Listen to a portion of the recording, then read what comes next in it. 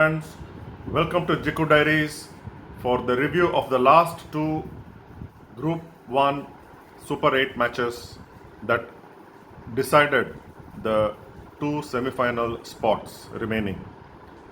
India delivered the knockout blow to former champions Australia by winning their last Super 8 match by 24 runs in St Lucia last night. India remained unbeaten and thus cemented their place in the semi-finals, topping Group 1. India will play England in the second semi-final in a repeat of what was the semi-final in 2022 World Cup, where England thrashed India to enter the final and eventually win the title. India versus England semi-final will be played in Guyana on June 27, which is Thursday, it being an 8 p.m. start, Indian Standard Time. The other semi-final will be played between Afghanistan and South Africa in Guyana on Thursday, 27th June, 6 a.m. start.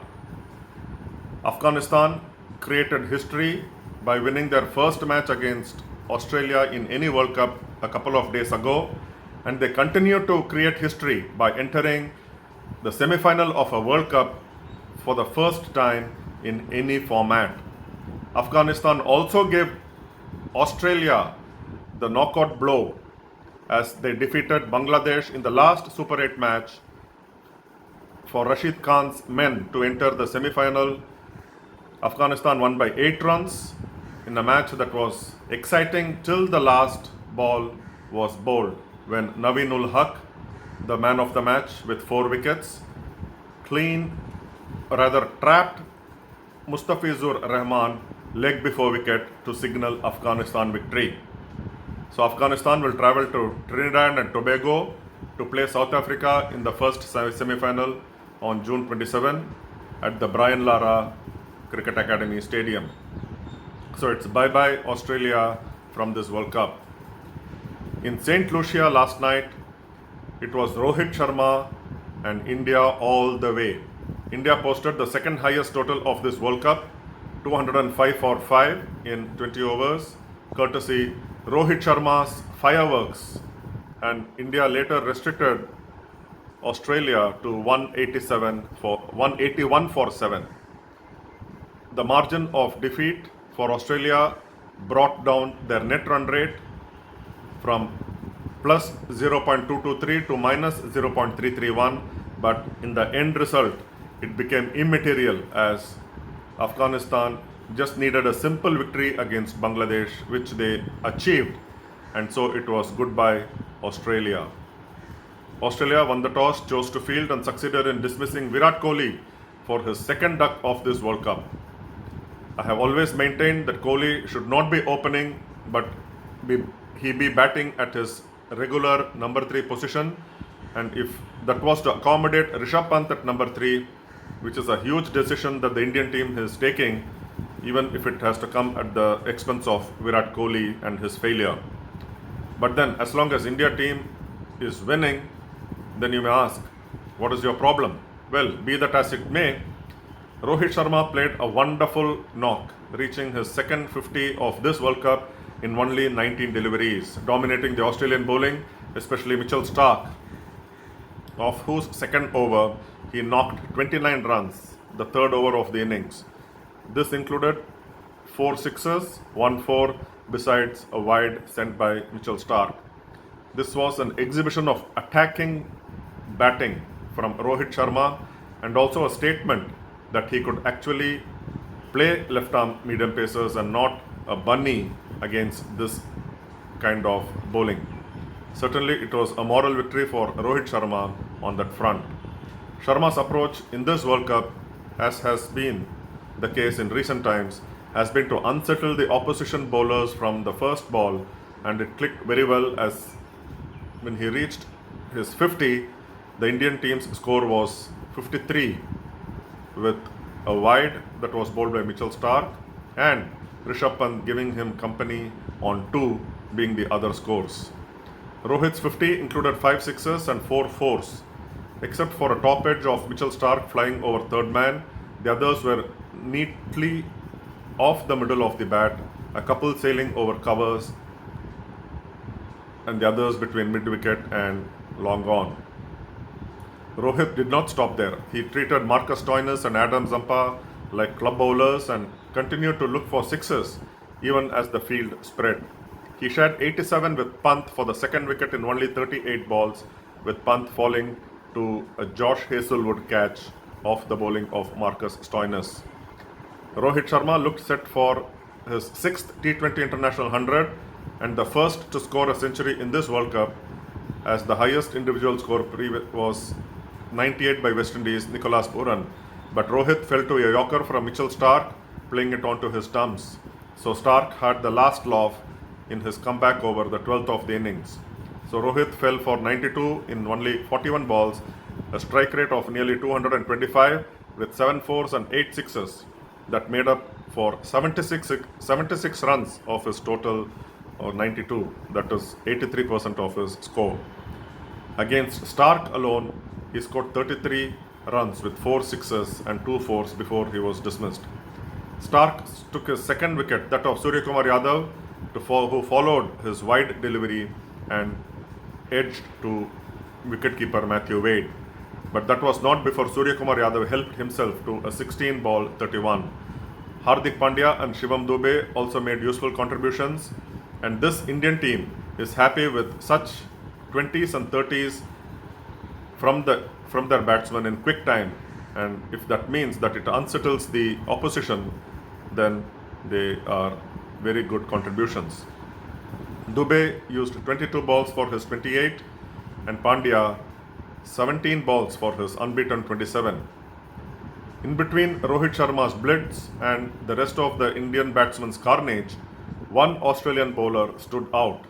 Josh Hazlewood took 1 for 14 in his 4 overs, keeping the Indian batsmen quiet, not letting them score, and he bowled deliveries off the back of length, and only once did it fall short for Rishabh Pant to put it away for 4 to mid-wicket.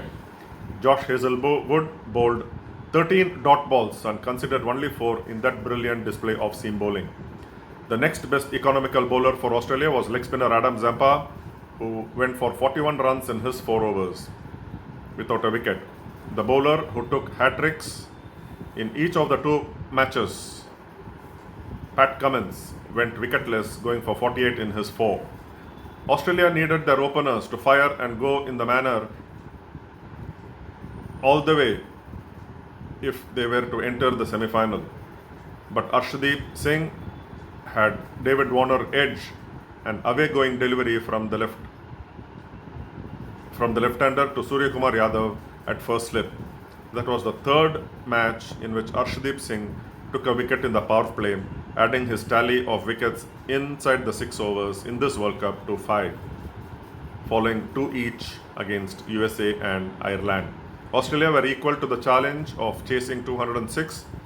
They were ahead of India in the power play, reaching 65 for 1 as against India's 60 for 1 in 6 overs. Mitchell Marsh, the captain, was leading the way after earning a reprieve when Arshdeep Singh dropped him off his own bowling when the Australian captain was on 5. Mitchell Marsh was eventually dismissed for 37, ending the 81-run second wicket stand in 48 balls with Travis Head. It took an out-of-this-world catch by Akshar Patel, jumping and taking one-handed a powerful Mitchell Marsh shot of left-arm wrist spinner Kuldeep Yadav. Akshar Patel used his height to jump, timing his jump brilliantly and provide an important breakthrough. It has to rank among the top 3 catches in this World Cup, if not the topmost, and it brought to mind the catch Mohammad Siraj took to dismiss USA's Nitish Kumar in the Group 1 stage. Travis Head went about his business, scoring his 50, dealing in boundaries and the odd sixes.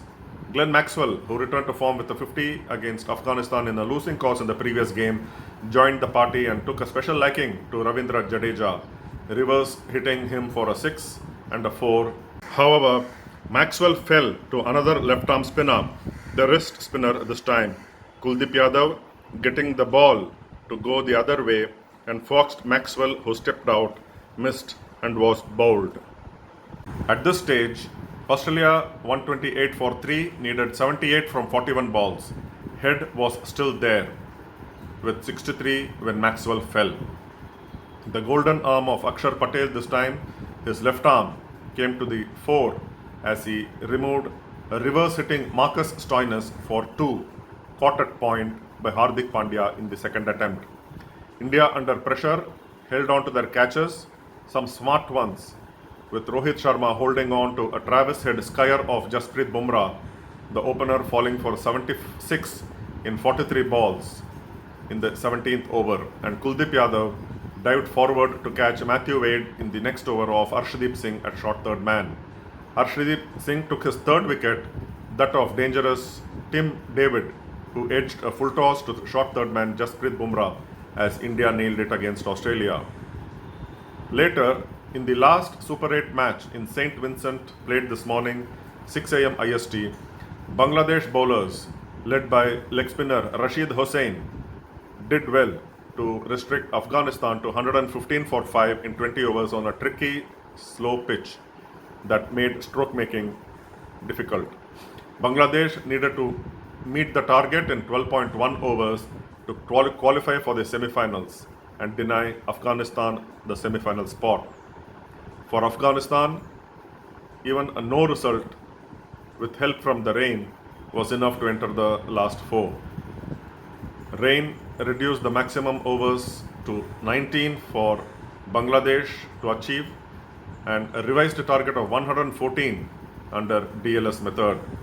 There was drama also when Gulbuddin Naib suddenly pretended to suffer cramps while fielding at slip just when rain started, and the message from the Afghanistan coach in the dugout, Jonathan Trott, was to slow down things so that players could go in for rain as the rain became heavier. Just when Rashid Khan was ready to bowl, Naib acted to have suddenly caught cramps, and the ploy worked as the teams went in because of rain. At this stage, Afghanistan were 2 runs ahead of Bangladesh in the par score, which was 83 in 11.4 overs. Bangladesh could not meet the target in 12.1 as was required for them to qualify for the semi-final, as Mahmudullah consumed a few deliveries, played Noor Ahmed for 3 dot balls and took 9 deliveries to score his 6 runs. It was now either Afghanistan or Australia, as Bangladesh are out of the equation. An Afghanistan win would send Australia home, whereas if Afghanistan lost, Australia was through. Bangladesh's opener Liton Das stood between Afghanistan and the semi-final, but then Bangladesh lost wickets frequently, with Naveen-ul Haq finishing with 4 for 26 after captain Rashid Khan bowled brilliantly in the middle overs to take 4 for 23. It's a sensational semi-final entry for Afghanistan, who are proving to be no more the minnows of the limited overs cricket, especially the T20s, and are now becoming a force to reckon with. Thanks for watching. Until next time, with the preview of the 2 semi-finals tomorrow, take care, stay safe, and have a nice day. Bye-bye.